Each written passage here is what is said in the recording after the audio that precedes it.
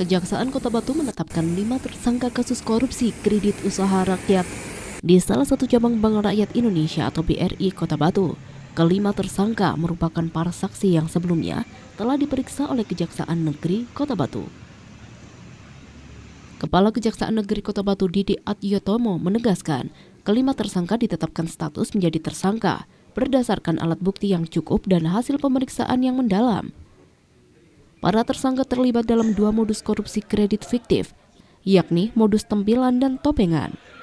Dijelaskan Didi, modus tempilan adalah ketika mereka mengambil sebagian dana dari debitur, sedangkan modus topengan adalah ketika mereka memberikan dana kepada debitur yang sebenarnya tidak memiliki usaha yang sah.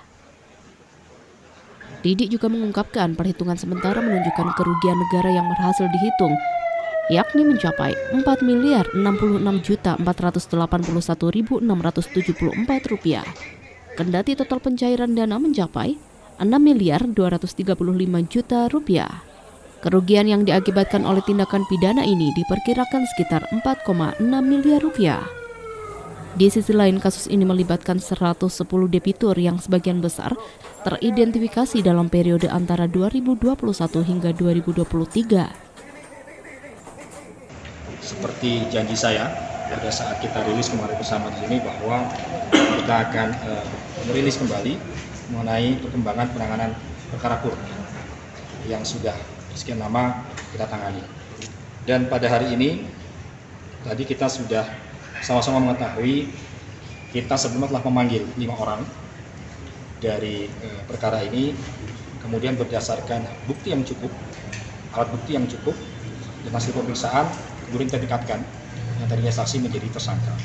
Ya. Adapun kelima orang tersebut adalah saya sebutkan inisialnya karena bukan Pak salah. JWP, kemudian MHC, ada AS, NA dan AZ.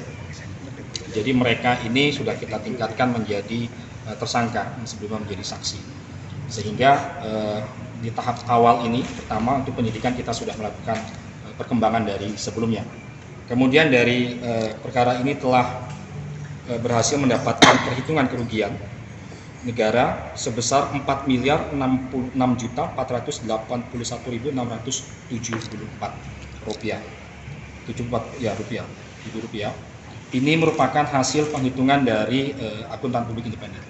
Jadi kaitannya dengan kerugian ini tentunya nanti akan kita kolaborasikan terkait dengan peran masing-masing tersangka karena kerjasama di antara 5 inilah yang menyebabkan terjadinya kerugian tersebut.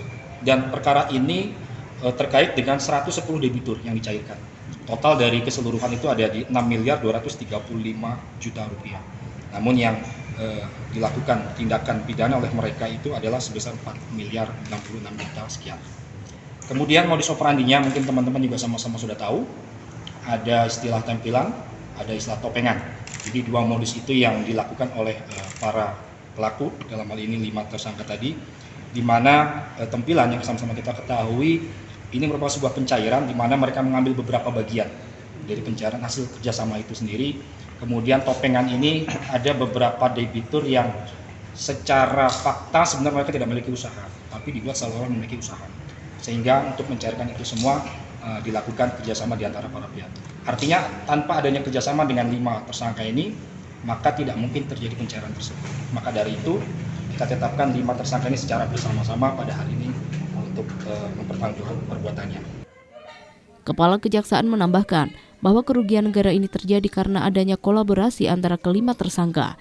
Tanpa adanya kolaborasi antara mereka, pencairan dana tersebut tidak akan terjadi. Didi menyebut pihaknya saat ini fokus pada pengembalian kerugian negara dan mempercepat proses hukum sampai tahap persidangan. Jika memungkinkan, Kejari Batu juga akan menyita harta benda yang dapat digunakan untuk menutupi kerugian negara. Saat ini kelima tersangka sedang proses penahanan sementara di Lapas Kelas 1 Malang dan Kejaksaan Negeri Batu akan terus memberikan informasi perkembangan lebih lanjut. Soal identitas para tersangka, Kejari belum membuka ke publik. Sementara itu, tim pengacara dari salah satu tersangka sebelumnya diberitakan dugaan tindak pidana korupsi pencairan KUR BRI cabang Kota Batu ditangani Kejari Batu. Modus pelakunya dengan penggunaan data debitur untuk melakukan pinjaman dengan nilai besar.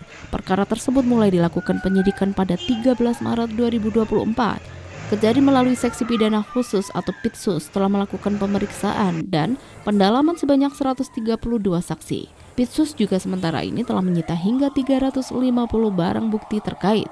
Proses penyidikan perkara KUR tersebut terbilang tidak mudah, terutama karena banyaknya saksi yang harus diperiksa dan barang bukti sitaan yang harus diteliti.